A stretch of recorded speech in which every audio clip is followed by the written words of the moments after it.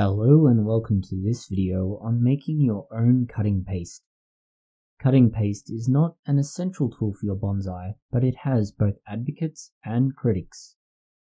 Some swear by it, whilst others say it is unnecessary as an expense. If you only want to try this, then spending the $10 to $20 on a product that might well be thrown into the bottom of your toolkit never to see the light of day again isn't really necessary. You can make your own for very little time or expense. We do this by creating a very simple Play-Doh recipe. We then add oil to reach the consistency of a paste or even a very smooth clay. Our version of cutting paste starts with Play-Doh. This is made from 2 parts flour, half a part salt, 2 parts water, and 1 tablespoon of mineral oil. We combine all of this in a large bag. The bag is easier as it allows you to mix everything and keep your hands clean. It also minimizes the cleanup afterwards. If you do it in a Ziploc bag, you can use the same bag to store this once it's finished. Once your Play-Doh is thoroughly combined to create that dough-like consistency, you need to leave it to sit for a few days. It will need to be worked several more times.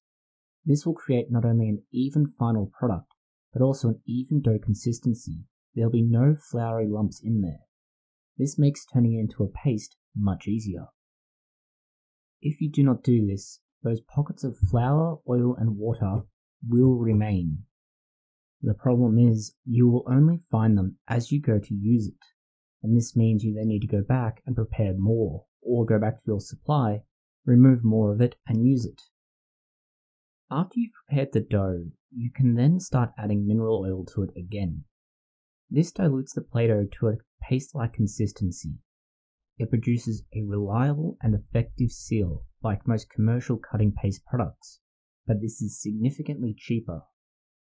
If you want, you can do several things.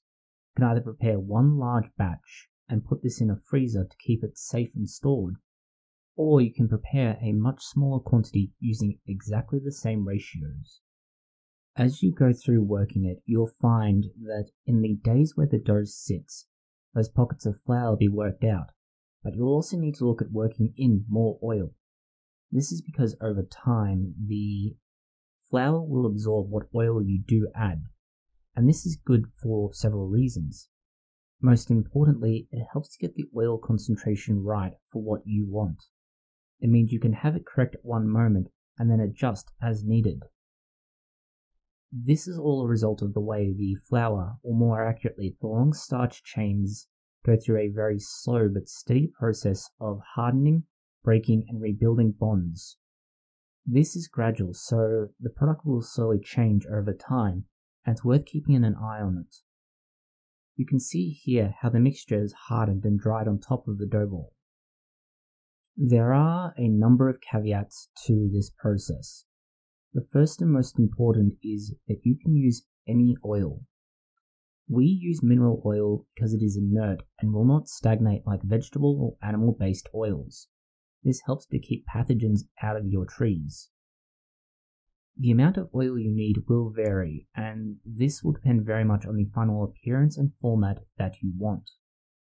If you are adding oil, you can also choose to add food coloring. This will help to blend it into your tree. If you choose to add more salt, it will make the dough harden quicker. This can also have an adverse effect on your tree's recovery. While we are saying what ratios you should be using based on our recipe, depending on your flour, the exact ratios may vary. Different flour manufacturers have different products, and this may alter how much water needs to be added.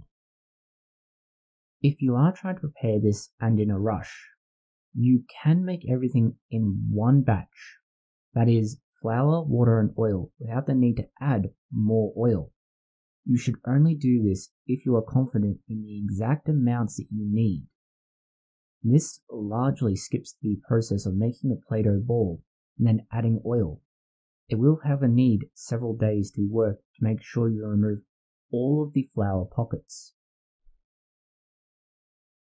As we've mentioned, we use mineral oil because it does not stagnate.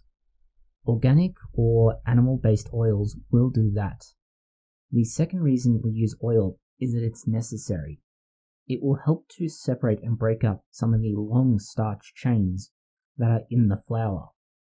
If you don't do this, you'll get what you see with bread, which is very fluffy, sort of risen effect. The addition of oil also helps to preserve it, along with the addition of salt.